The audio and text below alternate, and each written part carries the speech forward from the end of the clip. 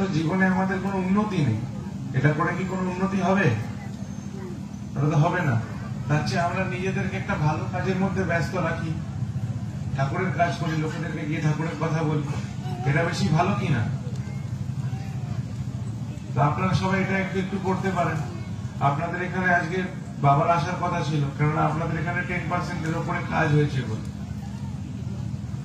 আপনারা আরো 50% করে দেখান, 100% করে দেখান, তাহলে বাবা হয়তো আসবেন এখানে, এসে একদিন রাত কাটিয়ে যাবেন আপনাদের মন্দিরে।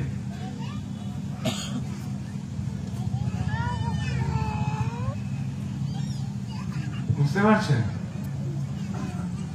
আর যারা আরেকটা কথা যেটা বাবা বলেন সেটা হচ্ছে যে যারা বাচ্চা মেয়েরা যারা আছে, ঠিক আছে, তোমরা যারা আছো বাচ্চা মেয়েরা, তোমরা একটা জিনিস মাথায় রাখবে যে তোমরা জীবনে যাই করো, ঠিক আছে, অন্তত নিজের পায়ে দাঁড়ানোর মতন ক্ষমতাটুকু তোমরা বানাবে। নিজের পড়াশোনা করতে ইচ্ছা করছে না, ঠিক আছে, এই ধরনের জিনিসপত্রগুলো তো থাকেই, কিন্তু এটা ইচ্ছার বিষয় না, এটা আমার নেসেসিটি, আমাকে এটা করতেই হবে। কেননা তোমাদের ধরো সাপোজ কিছুদিন পরে বিয়ে হবে, তোমরা ভাবছো যে আমরা কিছু করবো না, আমাদের বিয়ে হবে, বর আমাকে খাওয়াবে, এইটা যদি ভেবে তোমরা জীবনে চলো তাহলে তো এটা খুব বিপজ্জনক একটা বিষয়। কেন তোমাদের বিয়ের পরে যদি ধরো তোমাদের বরের কিছু একটা হয়ে গেল, ধরো বর মারা গেল বা কোথাও চলে গেল বা তোমাদের সাথে পটলো না, ছেড়ে চলে গেল, এই ধরনের জিনিস যদি হয়, তাহলে তোমরা নিজের বাচ্চাকে, নিজের পরিবারকে চালাবে কি করে? তার জন্য তোমাদের পড়াশোনা করতে হবে। ওই জন্য তোমরা আর জীবনে তোমরা যাই করো, তোমাদের কোনো ছেলেকে ভালো লাগছে, কিছু হচ্ছে, যাই হচ্ছে তোমাদের জীবনে, সেটা ভয় না পেয়ে অন্তত নিজের মাকে জানাবে, ঠিক আছে? সবাই যারা যারা আছো, নিজের মাকে যদি কথাগুলো জানাও, তাহলে দেখবে তোমাদের মনে একটা সৎ সাহস থাকবে। আমার কথাটা বোঝা গেছে? সবসময় সব কথা তো সবাইকে বলা যায় না, তাই জন্য অন্তত নিজের মাকে বলা যায় সব কথা। মানে আমি তো বলি নিজের মাকে সবকিছু।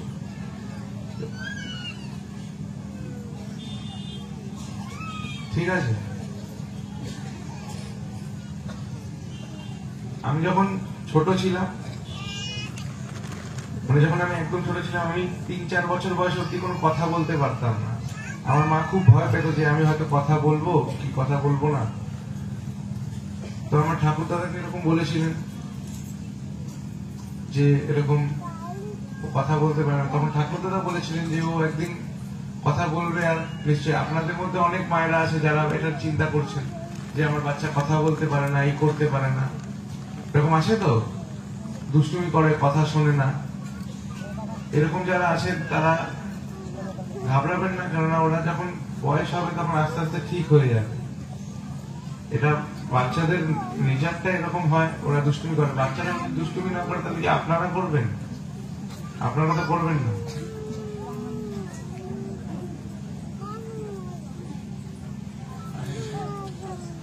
আপনাদেরকে যেটা বললাম প্রথমে, সেটা বুঝতে পারলেন? শরীরের কোনো অস্বস্তি হলে, কিছু হলে, যদি ডাক্তার দেখাতে হয় তাহলে ডাক্তার দেখান। জীবনে অশান্তি হচ্ছে, এই হচ্ছে, আমি একটা মালা পরে নিলাম, একটা আংটি পরে নিলাম, তাবিজ পরে নিলাম, এটা করে কিচ্ছু হবে না। আপনাদেরকে নিজের মাথাটাকে ঠিক করতে হবে, ঠিক আছে? মাথার মধ্যে যদি বারবার ওই জিনিসটাকে চিন্তা করতে থাকেন যে আমার এইটা অসুবিধা, ওইটা অসুবিধা, তাহলে কোনোদিনও সেই প্রবলেমটা সলভই হবে না। আপনি সারাদিন ওটা ভাবতে ভাবতে ওটার মধ্যে ফেসে থেকে যাবেন।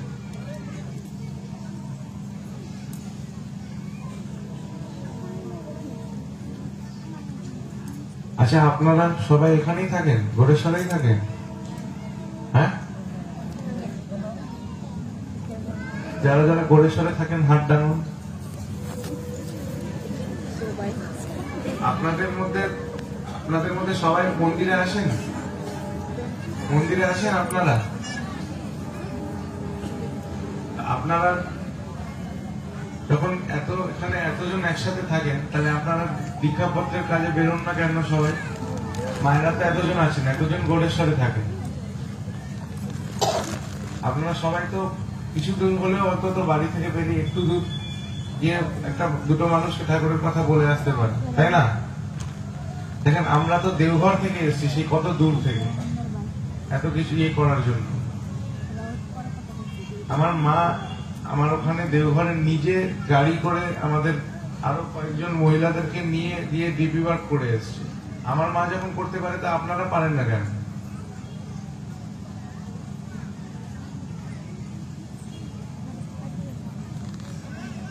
আমি চাই যে আপনারা সবাই যেন যেরকম হোক, দাদারা যারা চাকরি করেন, কোনো কাজ করেন, তারা সপ্তাহের মধ্যে একদিন সময় বার করে অন্তত ডিপি ওয়ার্ক করেন। কেননা এই কাজগুলো শুরু করার পিছনে অনেকগুলো গল্প আছে।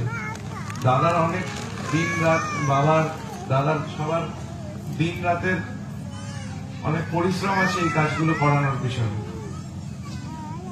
ঠিক আছে? দীক্ষাপত্রের যে আমাদের লটগুলো ছিল সেগুলো একদম উঁচু উঁচু দেয়ালের মতন ছিল। আমরা ওগুলোর মধ্যে লুকাচুরি খেলতাম ছোটবেলা, ওগুলোতে কেউ হাত লাগাতো না। দাদা ওই কাগজগুলো বার করিয়ে সব কম্পিউটার আনিয়ে সবকিছু করে এত কিছু করানো করিয়েছে। মোবাইলে যে দেখতে পাচ্ছেন, এত কিছু করতে পারছেন, এগুলো দিন রাত পরিশ্রম করে এত কিছু করানো হয়েছে। একটাই উদ্দেশ্য, যাতে যে মানুষগুলো ঠাকুরের সাথে কোনো না কোনো ভাবে একদিন যুক্ত হয়েছিল তাদেরকে যেন আমরা আবার এখানে ফিরিয়ে আনতে পারি।